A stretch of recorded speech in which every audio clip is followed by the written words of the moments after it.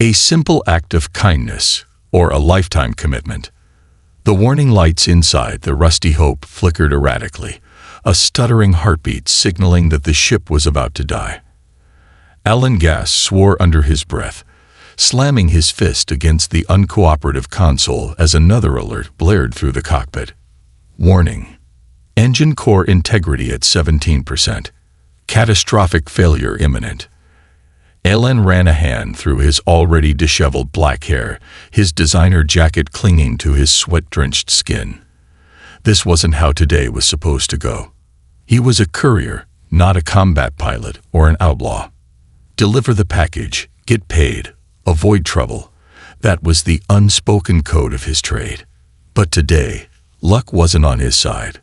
Through the scratched viewport, the looming silhouette of Alpha 9 Trading Station filled the screen, its massive docking rings illuminated by the light of a distant binary star system. His only hope was reaching the station before the ship's core burned out completely. Manual override requested. The AI chimed in, its once smooth feminine voice now glitching between corrupted data. Override accepted. Ellen barked, gripping the controls. The ship trembled violently, the engines coughing like a dying beast as he forced a manual landing approach. His fingers flew across the controls, fighting against the ship's deteriorating response. Docking clamps locked onto his vessel just as the first explosion rocked the rear thrusters. Too damn close, Alan muttered, unbuckling from his seat. The ship might be grounded, but he still had a delivery to make, and more importantly, he needed a mechanic. Alpha 9 was a chaotic symphony of sights and sounds. The docking area bustled with activity as merchants haggled, maintenance drones whirred, and exotic scents from a dozen different species filled the air. Alan adjusted his jacket, hoping to at least look somewhat professional despite being drenched in sweat. His client was already days overdue on their package, and he had no intention of explaining why their shipment was now sitting inside a smoking death trap of a ship. As he scanned the docking area, a sudden commotion caught his attention. An elderly alien woman struggled with a set of heavy, ornate bags. Her deep purple skin was etched with swirling golden markings that seemed to shimmer in the station's artificial lights.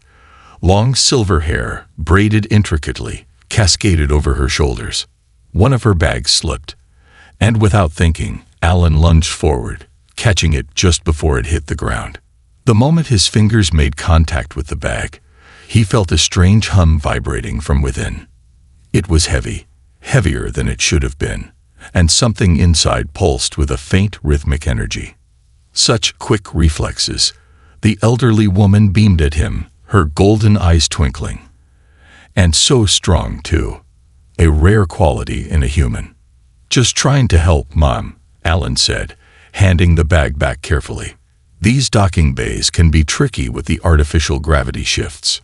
She tilted her head, examining him like a prize specimen. Such manners, such generosity. Then, without warning, she threw back her head and shouted something in a language his translator couldn't decipher. The entire docking bay fell silent. Hundreds of faces, alien and human alike, turned toward them. A hush swept through the crowd. The merchants stopped bargaining, and even the maintenance drones seemed to pause mid-task. Alan took a cautious step back. Years of experience told him that when this many people suddenly became interested in you, things were about to go terribly wrong. The old woman grinned. This human has declared himself a suitor for my granddaughter's hand. Alan's brain stalled. What? No, wait. I didn't. His protests were drowned out by an eruption of cheers, music, and what sounded suspiciously like wedding chants. The crowd parted like a curtain, revealing a tall figure approaching. Alan's heart stopped. The woman walking toward him was, without a doubt, the most intimidatingly beautiful creature he had ever seen. Her skin was the same royal purple as her grandmother's, but smooth and radiant under the station lights. Her hair flowed in waves of deep red and gold, adorned with crystalline ornaments that caught the light like shattered stars. Her physique was both lean and powerful, wrapped in a sleek combat suit that hinted at the coiled strength beneath her graceful movements. But it was her eyes that made Alan's throat go dry. Liquid silver with a flicker of violet, sharp and assessing. She stopped in front of him, arms crossed. "Grandmother," she said, her voice smooth yet carrying a dangerous undercurrent. "This is the one." "Oh yes, Rima. You should have seen how he caught my bags. Such gallantry. Such timing. And look at that bone structure. Our children will be beautiful." Alan's soul tried to leave his body. "Wait, I was just. You do not wish to dishonor my grandmother's blessing, do you?" Rima interrupted smoothly, stepping closer. Alan swallowed hard. This was bad. "This is a misunderstanding." He tried again, glancing at the growing crowd. "I was just helping with some bags, not, helping the family matriarch with her burdens is our most sacred tradition," Rima said flatly. "It is a sign of proving one's worth as a potential mate." The grandmother clapped her hands in delight. "Oh, they are already flirting. This is going even better than I hoped." Alan took another step back, suddenly very aware that there was no easy way out of this. Then, as if the universe itself wanted to confirm that he was well and truly screwed, his ship exploded. The blast shook the docking bay, sending smoke and debris into the air. Alarms blared, and security personnel rushed toward the wreckage of the Rusty Hope. Alan stared in disbelief. Rima's silver eyes narrowed. "Your ship is compromised." "Wow," Alan deadpanned. "You think?" She turned to him, her expression unreadable. "You'll come with me. My family will see to your repairs. But first, we feast." "Feast," Alan echoed, feeling his reality rapidly spiraling out of control. The grandmother grinned. "Of course, we must celebrate your engagement. The feast of fate." Alan barely had time to process what had just happened. One moment, he was helping an old woman carry her bags. The next, he was accidentally engaged to an alien warrior princess with liquid silver eyes. And to make things worse, his ship had just exploded. The deafening alarms rang through Alpha 9 Trading Station as a squad of security personnel rushed toward the burning wreckage of the Rusty Hope. Thick black smoke curled into the air, the acrid smell of burning metal and coolant filling Alan's lungs. Rima stood beside him, her combat suit glinting under the artificial station lights, utterly unbothered by the explosion. Her silver eyes studied the wreckage like a hunter analyzing a fallen prey. "You'll need a new ship," she remarked, her voice as smooth as ever. Alan let out a hollow laugh. "Wow. Really? I hadn't noticed." The grandmother, still beaming from ear to ear, clapped her hands together in excitement. "Perfect. Now, there is nothing left tying you to your old life." "That's a hell of a way to look at it," Alan muttered, rubbing his temples. Before he could argue further, two towering guards in gleaming ceremonial armor stepped forward. Unlike the other station security officers, these warriors had the same violet skin as Rima and her grandmother. Their armor bore intricate patterns etched in gold, and they carried long ceremonial spears that crackled faintly with energy. One of them nodded toward Alan. "The matriarch has requested your presence at the House of Teuton's estate. A feast is being prepared to honor your courtship." Alan took a step back. "Hold on. Courtship? No, see, this is all a... You don't want to dishonor my grandmother, do you?" Rima interrupted, stepping closer, her voice laced with subtle amusement. Alan narrowed his eyes at her. "You're enjoying this, aren't you?" Rima's lips barely twitched, but he caught the hint of a smirk. "Immensely." The guards were not taking no for an answer, and with his ship reduced to molten scrap, Alan realized his options were severely limited. Either he played along and found a way to get out of this mess later, or he refused and risked offending an entire alien clan, possibly getting himself stabbed, exiled, or worse. Taking a deep breath, he forced a tight-lipped smile. "All right. Lead the way to this feast." The grandmother practically bounced with delight as she looped her arm through Alan's, dragging him along before he could reconsider. The House of Teuton. Alan had expected some kind of fancy dinner hall, but what he saw blew his mind. The House of Teuton was an entire floating palace. Massive towers of gleaming violet metal extended into the artificial sky above Alpha 9, adorned with golden banners depicting fierce-looking alien warriors. A grand hovering bridge led to an enormous set of gates that opened as soon as they approached. Inside, the halls were lined with ancient weapons, intricate battle murals, and glowing symbols that pulsed with an eerie energy. Alan turned to Rima. "Your family's got some serious style." She didn't answer, simply leading him forward into the grand dining hall. It was unlike anything he had ever seen. A massive crystalline table stretched down the center of the hall, reflecting light like a frozen river of stars. The walls were adorned with rows of ancient weapons, each looking as though it had seen 100 battles. Overhead, chandeliers of floating energy orbs cast a warm glow across the room. Alan barely had time to admire the scenery before a flood of attendants and nobles began pouring into the room. Dozens of violet-skinned warriors, draped in regal attire, took their places at the table, whispering excitedly as they stole glances at him. "Word travels fast," Alan muttered. "Everyone's already heard about my so-called engagement." The grandmother grinned. "Of course, this is a historic moment." "For who?" "I was just trying to be polite." "Exactly. Politeness is rare in men these days." Alan groaned and turned to Rima. "Please tell me there's some way out of this that doesn't involve me getting stabbed." Rima raised an eyebrow. "That depends." "On what?" "On whether you survive the trials." Alan stiffened. "The trials." The grandmother's smile faltered slightly, as if she had hoped to avoid the subject until after the feast. But Rima wasn't about to let him off the hook. "According to our customs, an outsider who is chosen as a mate must first prove their worth. Since you're clearly untrained in our ways, you have two choices: accept the marriage or face the trials. If you survive, you win your freedom." Alan blinked. "And if I don't survive?" "Then I get to keep your jacket." He stared at her in disbelief. "Oh well, that's comforting." Before Alan could argue, the attendants began placing dishes on the table. The feast had begun, a banquet unlike any other. The first dish arrived, a plate of sizzling meat that glowed faintly blue. Alan hesitated. What is this?" "Skvori steak," Rima said. "It's best eaten raw, but we had it lightly seared for your human tastes."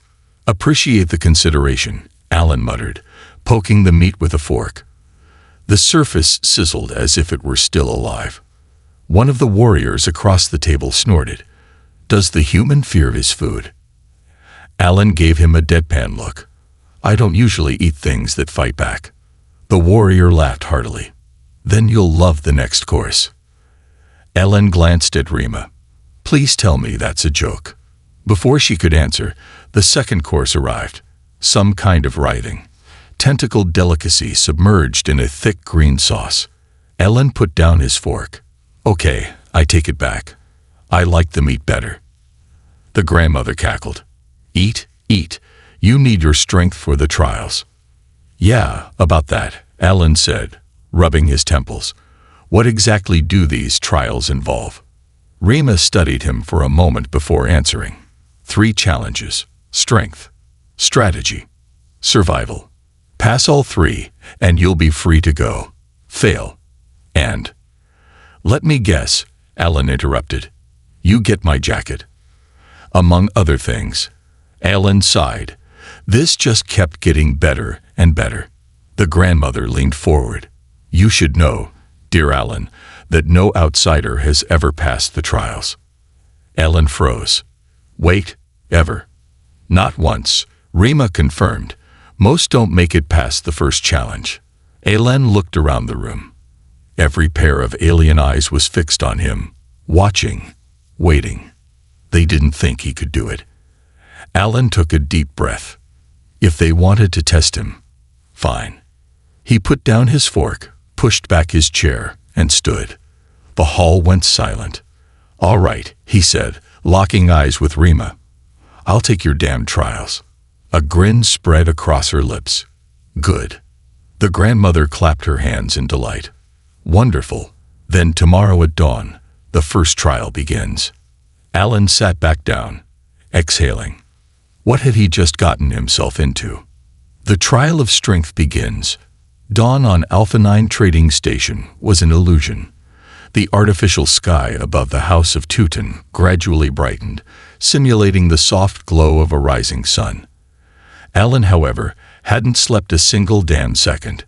He had spent most of the night pacing his assigned quarters, an extravagant room far too elegant for a man who had been sleeping in a cargo ship for the past 5 years. The bed was absurdly comfortable, but sleep had refused to come. His mind was racing. The trials. 3 challenges: strength, strategy, survival. No outsider had ever passed them. Not once. He didn't know the rules. He didn't know the competition. He barely knew what he was doing on this station in the first place, let alone why he was now at the center of some ancient alien courtship ritual. He was going to die. Probably. A knock on the door interrupted his thoughts. The door slid open, revealing Rima. Unlike the regal attire she had worn during the feast, today she was dressed in a form-fitting combat suit, armored plates glinting in the artificial morning light. A curved blade was strapped to her hip, and her sunset-colored hair was braided tightly against her scalp. Alan swallowed. "You're already dressed for war," he muttered. Rima smirked. "And you're still in yesterday's clothes." Alan looked down at himself. His once expensive designer jacket was now wrinkled, stained with alien food, and faintly smelled like burning ship parts. "I wasn't exactly given a wardrobe," he shot back. Rima tossed a bundle of fabric at him. "Put that on," she said. "The trials aren't fought in street clothes." Alan unfolded the fabric, revealing a sleek dark combat uniform, surprisingly lightweight but sturdy enough to suggest it was meant for actual combat. The material was smooth, cool to the touch, and laced with subtle metallic filaments. "Please tell me this thing has a built-in escape pod," Alan muttered. Rima's silver eyes gleamed. "You'll need more than an escape pod to survive today." The arena of the first trial. Alan followed Rima through the grand halls of the House of Teuton. The further they walked, the more the architecture changed. The polished elegance of the main corridors gradually gave way to something more ancient. The walls became rougher, lined with intricate carvings of past warriors in battle. The air grew cooler, heavier, charged with something Alan couldn't quite place. At the end of the hall, a massive stone door loomed ahead, carved with swirling patterns that pulsed with a faint golden light. 2 towering guards flanked the entrance, their armor a deep shade of violet, their massive polearms crackling with raw energy. Rima stepped forward and placed her palm on a small panel near the door. A deep rumbling sound filled the air as the stone doors slowly began to slide open. Beyond the threshold, Alan felt his stomach drop. The arena was massive. Carved into the heart of the station, it stretched far beyond what he thought should have been possible within Alpha 9's structure.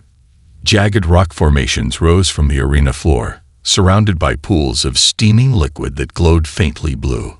High above, spectator stands were filled with dozens, no, hundreds, of violet-skinned Nexari warriors, all eager to watch the first trial unfold.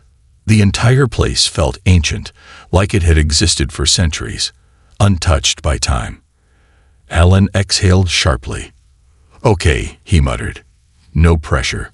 Rima turned to him, her silver eyes studying him carefully. "The first trial is simple," she said. "Survive the gauntlet." Alan raised an eyebrow. "That doesn't sound simple at all." She smirked. "Good. It's not." He was about to ask what exactly the gauntlet was when a loud drumbeat echoed through the arena. The crowd roared. A voice, amplified through unseen speakers, rang through the air. "Let the trial of strength begin." Before Alan could react, the ground beneath him trembled. A set of massive stone gates on the far side of the arena began to rise, revealing a dark, cavernous tunnel. From the shadows, something moved. Alan's heart slammed against his ribs. Out of the tunnel emerged a creature that should not exist. The beast of the gauntlet. It was at least 10 feet tall, covered in thick, jagged exoskeletal plates that gleamed under the arena lights. 2 massive arms ended in curved, scythe-like claws, and its 6 red eyes locked onto Alan with an eerie, almost hungry intelligence. The crowd erupted into cheers and war cries. Alan took a step back, resisting the very human urge to turn and run. Seriously, he shouted toward Rima, who was now standing near the arena's edge, arms crossed. She smirked. "What's wrong? I thought humans were supposed to be resourceful." Alan gritted his teeth. Resourceful doesn't mean suicidal. The beast let out a deep, throaty growl. Then, it charged. Alan barely had time to react.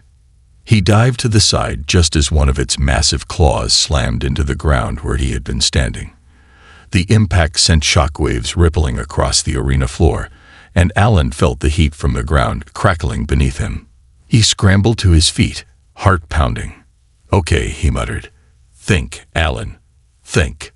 The fight for survival. He had no weapons. He had no plan, and his opponent was a walking death machine. The beast lunged again, its massive claws slicing through the air. Alan barely managed to dodge, but as he twisted to avoid the strike, his foot slipped on the uneven stone floor. His balance wavered. The beast seized the opportunity. It swung one massive claw toward him. Alan reacted on instinct. Instead of dodging, he ducked low and rolled forward, beneath the creature's arm. The sudden movement threw the beast off balance, giving Alan just enough time to scramble to his feet. The crowd gasped. "Interesting," Rima murmured, watching him intently. Alan wiped the sweat from his forehead. He needed a plan. Fast. His eyes darted around the arena. The steaming blue pools. The jagged rock formations. The beast's thick exoskeleton. It was tough, sure, but was it fireproof? An idea formed in his mind. Alan took a deep breath. Then, he ran, outrunning death. Alan sprinted across the uneven terrain of the arena, his boots kicking up dust and loose rock as the monstrous beast charged after him. The ground trembled beneath its weight, and every thunderous footfall sent shockwaves rippling through his body. He had no weapons, no armor, no plan. Only his instincts and a desperate hope that the Nexari hadn't designed this trial to be entirely unwinnable. The beast swung one of its massive, scythe-like claws, slicing through a jagged rock formation as if it were paper. Shards of stone flew in all directions, one cutting across Alan's cheek as he barely managed to roll out of the way. "Think, Alan. Think." He scanned the arena, his mind racing. The glowing blue pools of liquid scattered throughout the battlefield. The steam rising from the cracks in the ground. The rough ridges of rock formations. Something about those pools tugged at his memory. Rima had mentioned it over dinner the night before. What was it called? Veritium. No. Verilion extract. Right. Alan's pulse quickened. Verilion extract was an extremely volatile compound. It remained stable in liquid form, but if suddenly cooled, it exploded. Alan's mind snapped into focus. He had an idea. A stupid, reckless, borderline suicidal idea. And it just might work. Luring the beast. Alan stopped running. Instead, he turned to face the towering beast. The crowd roared in approval. To them, it must have looked like he was finally accepting his fate, standing his ground like a doomed warrior in his last moments. But Alan had no intention of dying today. He raised his arms and shouted at the monster. "Hey, you oversized crab bastard. Come and get me." The beast's 6 red eyes locked onto him, its lips peeling back to reveal rows of serrated teeth. It charged. Faster than before. Alan held his ground until the last possible second. Then, just as the creature's razor-sharp claws lunged toward him, he dove to the side, rolling across the stone floor as the beast's momentum carried it forward, straight into a Varillian extract pool. The impact sent a wave of glowing blue liquid splashing into the air.